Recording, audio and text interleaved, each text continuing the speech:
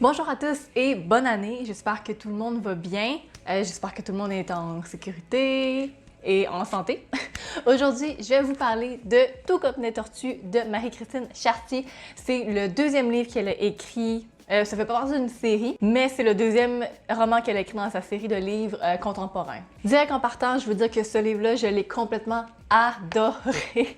J'ai donné 5 étoiles sur 5 sur ma page Goodreads. Si vous voulez aller voir les livres que je lis plus récemment, dans le fond, il va y avoir un lien dans la description si jamais vous voulez aller voir. C'est là que je mets vraiment toutes mes critiques et toutes mes mises à jour en fait de qu'est-ce que je lis. Ce roman-là, malgré le fait que c'est le deuxième qu'elle a écrit, c'est le dernier que j'ai lu de tous ses livres. J'ai commencé par son premier, L'Allégorie des trous d'arc-en-ciel, et ensuite je suis tout de suite allée sur Le Lait des loutres. Donc, celui-là, c'est le dernier finalement que j'ai fini par lire et aucune déception encore une fois. C'est vraiment, j'ai complètement adoré ce livre-là. C'est l'histoire d'un espèce de triangle amoureux entre Ariane, Samuel et Anaïs. Dans le fond, c'est l'histoire de Ariane et Samuel qui sont amis d'enfance depuis des années et ils finissent par devenir un couple quand ils sont au secondaire.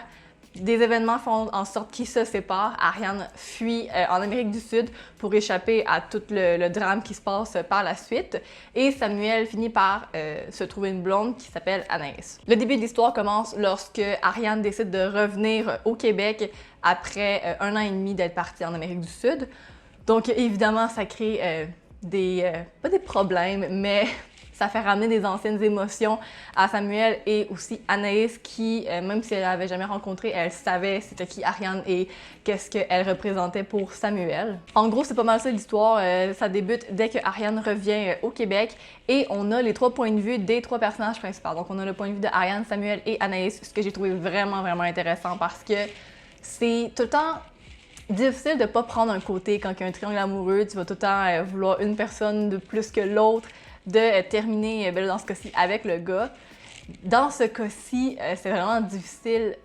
Oui, il y avait beaucoup d'histoires entre Ariane et Samuel, mais c'est très difficile de ne pas être sensible à Anaïs et ce qu'elle a vécu avec Samuel avant que Ariane décide de show up dans leur vie à nouveau. Fait que j'ai trouvé ça vraiment intéressant parce que j'avais beaucoup d'empathie pour autant les 3 personnages, même si les 3 ont des défauts et des qualités, c'est super facile de s'attacher aux personnages. Ariane, elle me rappelle un peu moi-même, ce qui n'est pas une bonne chose, mais elle était très impulsive, c'est une artiste, elle ne vivait que pour peindre et dessiner.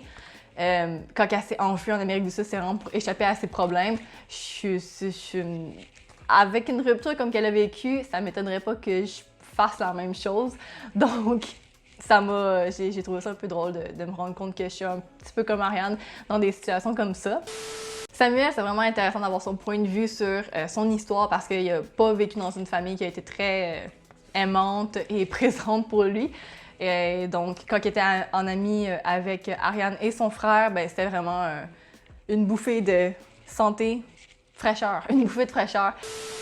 Dans le fond, il se ramassait dans une famille qui était super gentille, super aimante, que les 2 parents étaient présents. Donc, c'était vraiment différent de ce que lui vivait à la maison. Donc, ça a été vraiment intéressant de voir son parcours et comment ça l'a affecté après ses relations et ce qui a mené à l'incident avec Ariane pour le fait qu'ils se sont séparés. Anaïs, c'était vraiment un personnage intéressant parce que au profond d'elle-même, elle le savait que Sam, c'était pas une bonne personne pour elle parce que quand ils se sont rencontrés, Samuel il venait tout juste de rompre avec Ariane et il était encore super fragile, puis il lui avait dit. Et Anaïs était comme « c'est chill, on va finir par passer par-dessus ».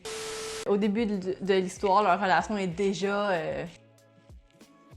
plus ou moins en bon état. Et donc, elle sent vraiment que ça va se terminer bientôt. Et j'ai trouvé ça vraiment intéressant de voir son point de vue là-dessus, qu'elle s'y attendait et que pourtant, elle était triste, mais pas triste au point de comme se battre pour qu'il reste parce qu'elle savait que c'était pas bon pour lui et qu'il était pas heureux dans la situation qu'il était avec elle. J'ai quand même pleuré 2 à 3 fois, je me rappelle plus, en lisant le livre, sur des passages bien précis que je parlerai pas parce que c'est comme dire tout le livre, mais c'est très touchant. Il y a des passages que j'ai trouvé vraiment cute. Je sais pas si c'est parce que je suis trop émotionnelle, mais c'est vraiment des moments super touchants que j'ai vraiment je pouvais facilement me mettre dans la position des personnages. Et probablement que c'est à cause de ça que j'ai pleuré parce que c'était super émotif. Pour la fin, j'aurais juste voulu comme un chapitre de plus. Puis je pense que j'ai dit ça aussi dans mon autre vidéo de la critique des loutres parce que Marie-Christine Chartier a un plaisir malsain à comme laisser l'histoire pas exactement terminée, mais t'as une idée de comment ça va se terminer. Fait que c'est comme place à l'imagination. Je suis d'accord que c'est une bonne chose. Mais je veux une fin, j'ai besoin d'une fin. Comme, ça me gosse un peu parce que c'est laissé en suspens. Tu sais, comme, oui, tu sais qu'est-ce qui va se passer après, fait que t'as pas besoin de l'avoir écrit. Mais c'est le fun de pareil de l'avoir écrit parce que c'est juste satisfaisant, donc il manquait ça. Pour l'histoire, j'ai 3 points forts et 1 point faible. Dans le fond, mon premier point fort, c'est la relation qu'il y avait entre chaque ensemble de personnages. Donc, la relation qu'il y avait entre Sam et Ariane et Sam et Anaïs. Je trouvais qu'elle était super réaliste, que c'était vraiment bien décrit de la façon qu'ils vivaient l'un avec l'autre, de la façon qu'ils s'échangeaient, de la façon qu'ils parlaient entre eux. C'était vraiment, ça fitait bien avec la situation dans laquelle ils étaient séparément. Donc, j'ai trouvé ça vraiment, vraiment intéressant parce que Ariane et Samuel, quand ils se retrouvent, tu sais, c'est pas la joie, le bonheur, tu sais, c'est pas des retrouvailles comme des amis d'enfance, il y a de l'histoire derrière, puis c'est malaisant, puis ça paraît dans la façon qu'ils se parlent, puis j'ai trouvé ça super réaliste, puis c'était vraiment bien fait. Ça revient un petit peu avec le point 1, mais mon point 2, dans le fond, c'est vraiment la description des atmosphères. Fait que quand il y a vraiment de quoi que c'est lourd ou c'est froid, puis tu sais que les deux personnes sont pas à l'aise dans la situation, c'était super bien décrit, c'était vraiment facile de se mettre dans la peau des personnages. Tu sais, je lisais le livre, puis des fois, j'étais malaisée parce que j'étais comme, OK, c'est vraiment malaisant ce qui se passe en ce moment, puis que j'ai pas envie d'être dans la peau des personnages. Fait à ce point-là, c'était vraiment bien décrit comment que les personnages se sentaient, puis vraiment l'atmosphère qui se passait entre eux sans qu'ils se disent rien. Mon troisième point est la signification du titre, évidemment. Si vous avez déjà lu des livres de Marie-Christine Chartier, vous savez que le titre a vraiment une définition bien particulière à l'histoire. Et encore une fois, j'ai pas été déçue, c'était super cute. J'ai trouvé ça vraiment cute. Je vais pas en parler parce que je veux que vous le lisez pour le savoir, mais c'était magique, c'était vraiment cute. Mon seul point négatif pour le livre, dans le fond, c'était des fois les dialogues, selon moi, faisaient pas tout le temps du sens. Ce que je veux dire par là, c'est que des fois, les personnages se parlaient sur un ton super familier et, mettons, un chapitre plus tard, ils se parlaient sur un ton très, très formel. Et comme, je sais que, mettons, si t'es stressé ou si t'es malaisé, tu vas parler d'une certaine manière un peu différente, mais j'avais pas l'impression que c'était quelque chose que quelqu'un dirait dans la vraie vie.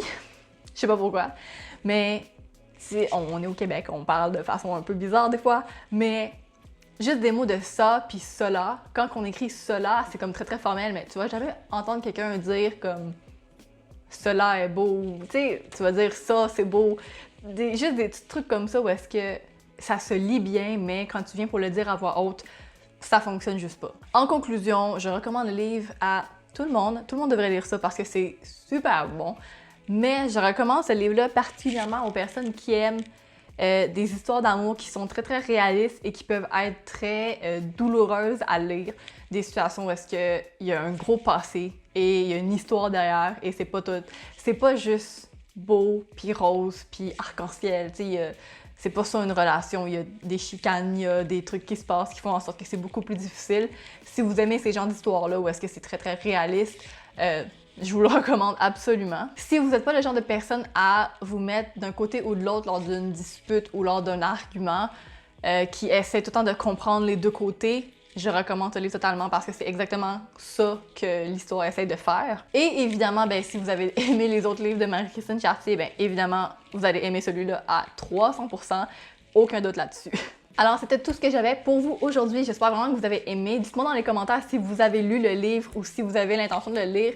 Et si vous l'avez lu, qu'est-ce que vous en avez pensé, si c'était aussi bon que ce que moi j'ai lu. N'oubliez pas d'aimer la vidéo et de vous abonner si jamais vous voulez voir plus de vidéos. Je vais en mettre plus là parce que là, je sais que j'étais un petit peu absente, mais il va en avoir d'autres. Alors, c'est ça, c'était tout. On va se revoir la semaine prochaine. Bye!